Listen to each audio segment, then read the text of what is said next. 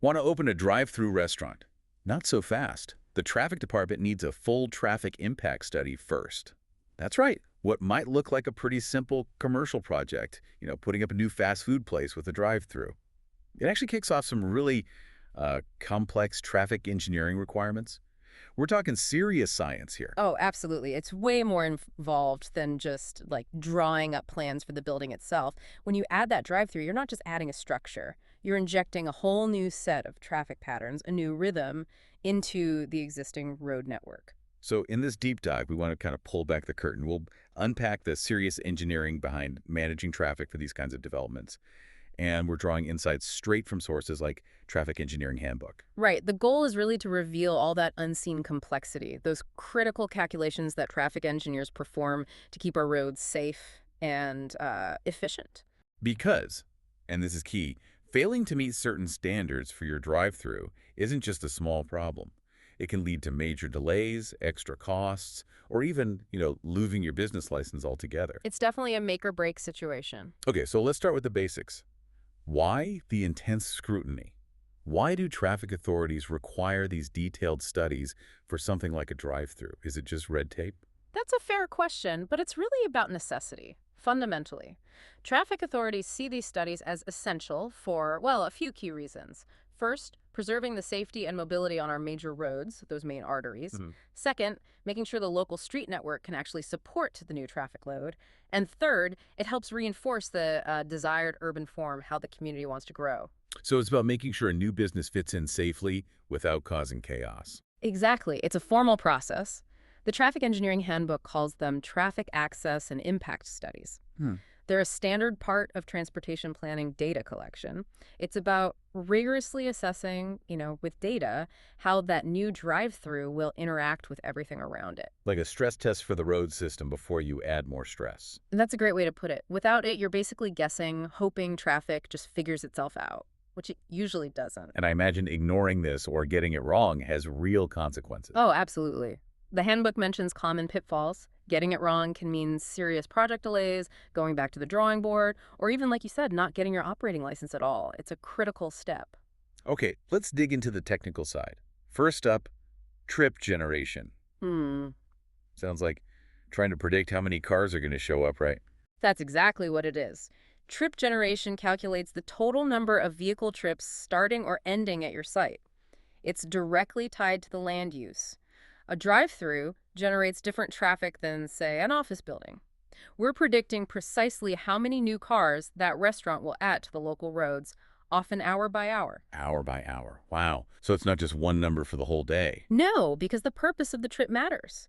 We look at different trip purposes. Things like home-based work trips, maybe someone grabbing coffee on the way to the office, or home-based other, like running errands at lunch, and non-home-based trips, too. This helps us model the demand peaks, the morning rush, the lunch peak, the dinner surge. Each looks different. Okay, that makes sense. But predicting the future is tricky. How do they forecast? Do they just assume traffic always goes up?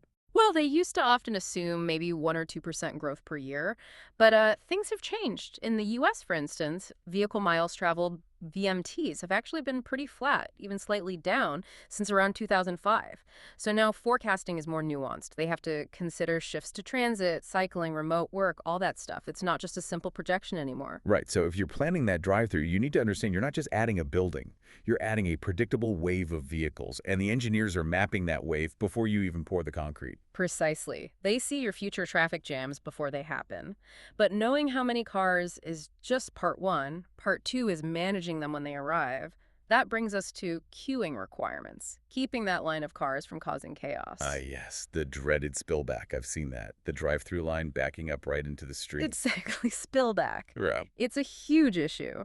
If the queue storage isn't designed right, those waiting cars block the main travel lanes. Creates blockages, conflicts, potential accidents. Hmm. It can bring traffic to a halt. So how do they figure out how much space is needed? It can't just be a guess. No guesswork involved. Think about left turn lanes at intersections. The guidance says the lane needs to be long enough to store the cars likely to arrive during a peak signal cycle, often 1.5 to 2 times the average. We apply a similar logic to drive thrusts. Engineers calculate the queue storage requirements based on peak demand. They look at things like the 90th percentile queue length, meaning enough space for 90% of the expected busiest times, sometimes even the absolute maximum predicted queue.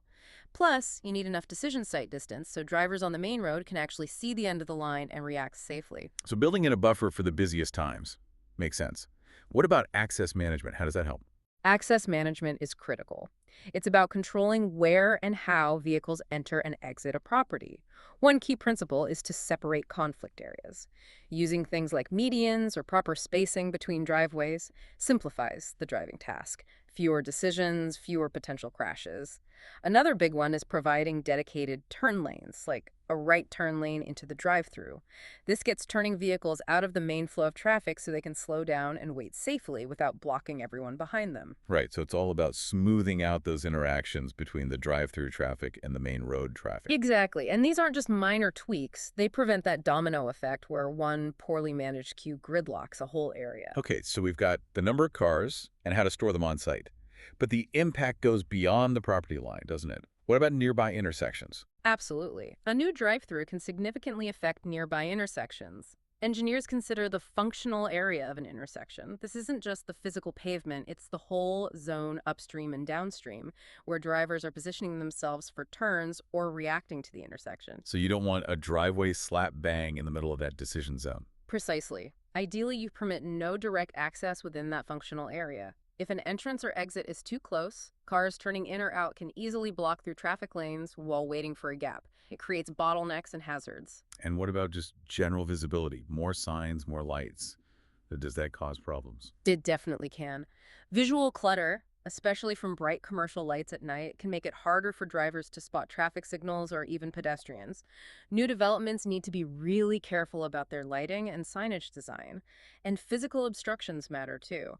Things blocking sightlines, signs, hedges, whatever, were factors in almost 40% of intersection crashes, according to some studies. Clear visibility is crucial. So a new drive-through could potentially make an existing intersection less safe, if not planned carefully. What about traffic signals? It can impact signal timing, yes. Closely spaced signals, or signals thrown off by unexpected new traffic patterns from a drive-through, lead to more stops, delays, wasted fuel emissions, and higher crash rates. That new turning traffic has to be factored into the signal coordination plan for the whole corridor. It can also affect the road's functional classification, that balance between moving traffic efficiently, like an arterial road, and providing property access, like a local street. Too much access can degrade the road's main job of moving people. Wow.